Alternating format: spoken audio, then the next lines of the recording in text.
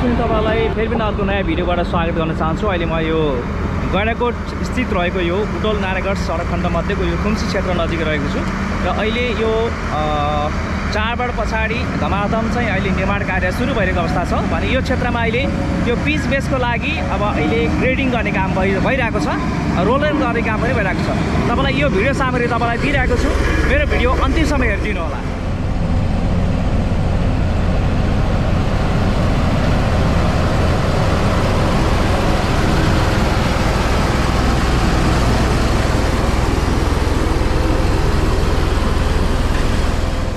तपाईलाई आजको यो भिडियो सामग्री कस्तो लाग्यो प्रतिक्रिया दिन नभुल्नु होला। यस्तै यो कन्स्ट्रक्सन सम्बन्धी नयाँ अपडेटहरू फेरि अर्को भिडियो सामग्रीबाट तपाईलाई दिने प्रयत्न नै गर्नेछु। आजलाई पनि बिदा चाहन्छु। दर्शकबिन अहिले म यो थुम्सीको यो डाइभर्सन ब्रिज नजिक रहेको छु र यहाँनिर यो कन्स्ट्रक्सन बुटवल नारायणगढ कन्स्ट्रक्सनको यो बाटो यतिखेर धुलाम्य सडकमा परिणत भएको छ। तपाईँले देखिरहनु भएको छ यति पोल्युसनयुक्त यो बाटो छ। अहिले यो धुलो स्थानीय जो बजार क्षेत्रका बासिन्दाहरू त झनै उहाँहरू त यति प्रभावित हुनुभएको छ। भने यहाँ हिँड्ने मोटरसाइकलमा हिँड्ने सवारी चालकहरू पनि जो हिँड्नु भएको छ उहाँहरू त झनै एकदमै समस्या छ। यो धुलो गाडीको पछाडि जाँदै गर्दा यति धुलामे सडकमा चाहिँ अब यहाँले चाहिँ यो बाटो क्रस गर्नुपर्ने हुन्छ।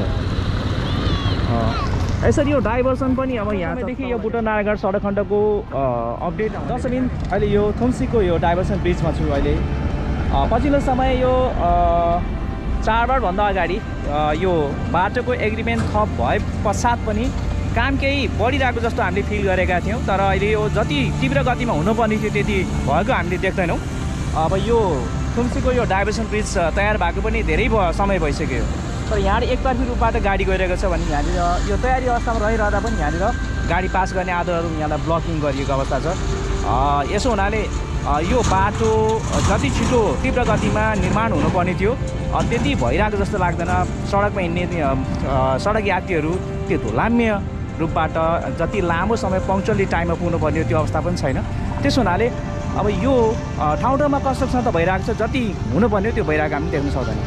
डाइभर्सनहरू चाहिँ क्रसिङ गर्दाखेरि देख्नुहुन्छ कति धुलो छ यहाँनिर। यो सडक यात्रा गर्नेहरूलाई कति शास्ति छ, कति यहाँनिर चाहिँ गाह्रो छ, सास फेर्न गाह्रो छ। यहाँनिर धुलोको पछाडि जाँदाखेरि यो हाइजर लगाएर चाहिँ हामी चाहिँ सडक पास गर्न जान्छौँ।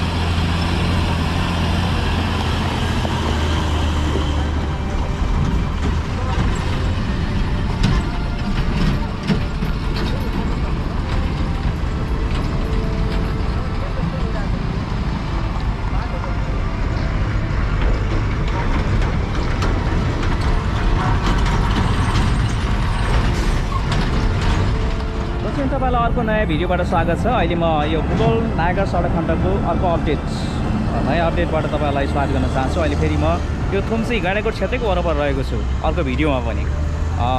यो क्षेत्रमा चाहिँ डाइभर्सन बनिसकेर पनि यहाँनिर केही चाहिँ पहाडहरूलाई एक्सटेन्सन गर्ने र चाहिँ त्यहाँबाट चाहिँ माटो निकाल्ने र फिलिङ गर्ने कार्यहरू भइरहेको अवस्था हो। र कार्यहरू जति तीव्र हुनुपर्ने थियो त्यो भइरहेको पनि देखिरहेको छौँ। अहिले यो बाटोमा यति असहज अवस्था, जति पनि सवारी चालकहरू हामी यात्रीहरू यो बाटो भएर क्रस गर्नुपर्दा यति धुलामे सडकहरू छ। यो धुलामेमा चाहिँ हामीले यो बाटो क्रस गर्नलाई धेरै कठिन छ। हेर्नुहोस् तपाईँलाई यही विषय यो कन्टेन्ट आजको सामग्री रहेको छ, हेर्दै गर्नु होला। यस्तो धुलामे सडकको यात्रा हामीले कहिलेसम्म अब हामीले यो यात्रा चाहिँ पुरा गर्ने अथवा यो यात्रा हामीले चाहिँ कहिलेसम्म ठेकिरहने।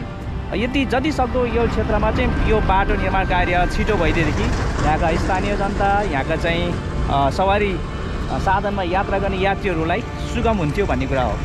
सबैको सुझाव यस्तै छ। आजको भिडियो सामग्री कस्तो लाग्यो प्रतिक्रिया दिन नभुल्नु होला। फेरि यस्तै रोचक भिडियो सामग्री कन्स्ट्रक्सन सम्बन्धी अपडेटहरू फेरि अर्को भिडियोबाट उपस्थित हुनेछौँ। तबसम्म